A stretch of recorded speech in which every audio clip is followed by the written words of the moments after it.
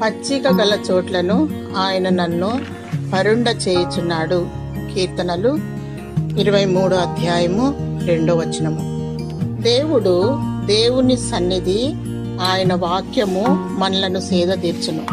వాక్యమును నామమందున ప్రభువైన యేసు క్రీస్తుతో సహవాసము చేయుము.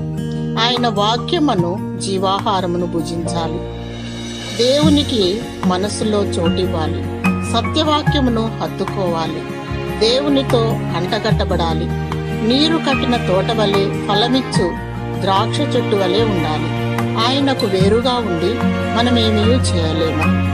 దేవునికి మొరపెట్టుము, ఆయన హృదయవాంఛలు తీర్చును. నీకు విడుదల, విమోచన దయచేయును. నిన్ను సమభూమి గల ప్రదేశములో నిన్ను నడిపించును. పచ్చిక గల చోట్ల నిన్ను పరుండ చేయును. మేలుతో నీ హృదయాన్ని తృప్తిపరచును. ఆత్మఫలములు కలిగి వర్ధిల్లుము.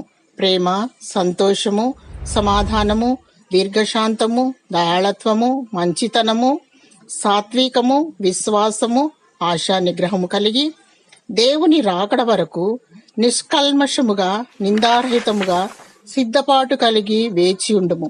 దేవుడు తన రాకడ పర్యంతము వరకు నిన్ను బ్రతికించునుగాక. ఆమేన్.